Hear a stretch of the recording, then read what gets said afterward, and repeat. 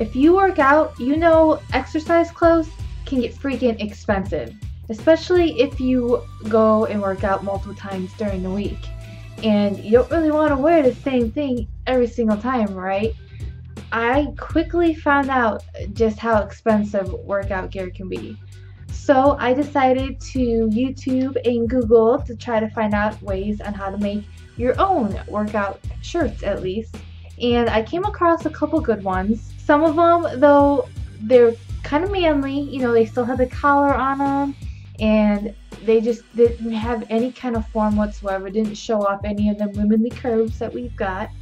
And then another one had like this thing down the back, like, you know, like a hard type thing that you wound around to make it into a racerback, and which they look cute, but when you go try to do sit-ups or something and anything with your back on the floor, it hurts and it makes the shirt useless. So you can't wear it for everything. So I decided to play around with the things that I saw and create my own deconstructed workout shirt, which I think has been working out really well for me. It completely eliminates them sweaty armpits that can get pretty embarrassing. Nobody likes to see a whole bunch of sweat on your armpits, even though it's completely natural to sweat. Not the most sightly thing that you want. So I figured out a way to get rid of those. If you're not completely comfortable with how your stomach looks, or even if you're just having like a bad tummy day, it's got coverage over the front part of your stomach, but it can still show them sexy obliques that you may or may not have going on. Either way, showing a little bit of skin is nice. Because of the way I got it cut, it makes the air free-flowing and it keeps you cool. You don't have to worry about sticky clothes sticking to you. I also cut off the collar so it's more feminine looking and you get that nice little sexy look in the front too. So I think this is a really great way to use old t-shirts that you might have laying around, especially if you've already lost weight and you've got a whole bunch of bigger t-shirts. Because for these, I do suggest going a size or two up in what you would normally wear, because you don't really want it form-fitting. You want something a little bit looser so you can wear it on both your cardio days and your weightlifting days. It's just an all-around great deconstructed workout shirt. All you're going to need for this is two things: a good pair of scissors. You want a pair of scissors that are good for cutting through cloth and clothing. Any pair of scissors ain't gonna work because not all of them can cut through cloth nicely and they'll come out really, really jagged. And you're also gonna want an old t-shirt.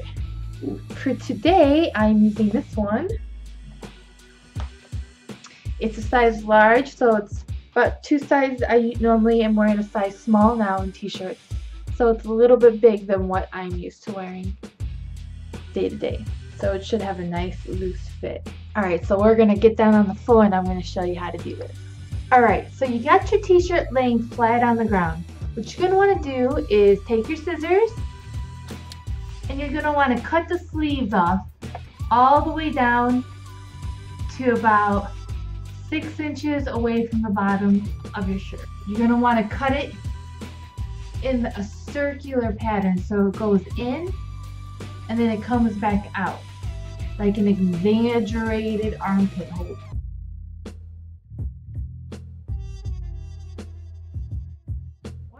Side one. And then you want to do the same thing on the other side. To make sure that you get the same cut on the other side, you're just going to want to flip it right in half, line it up, seam to seam, and cut.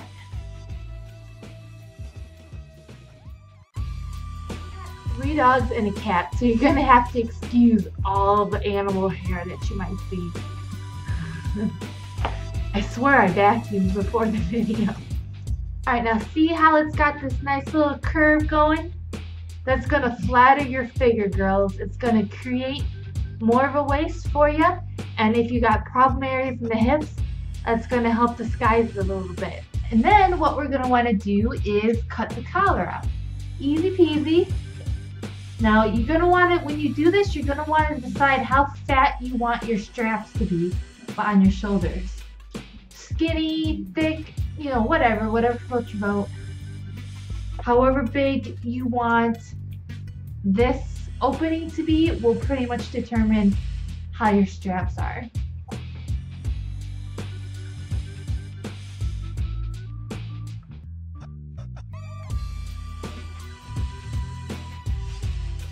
I like to do sometimes, just I flip it over the back and then I'll make more of a racer back cut. Start right here at the top and then just cut a little bit more inwards like you did on the front, just curving it along.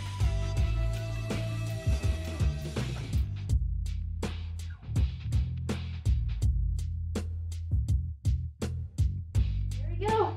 Brand new workout shirt, ready to go. See how you can see the inside, but it still covers, you know, arch helmet area that you might get in case you want to hide it. Gives you a nice little sexy front going around, so you can wear a cute little sports bra underneath without feeling too exposed. And that's the back.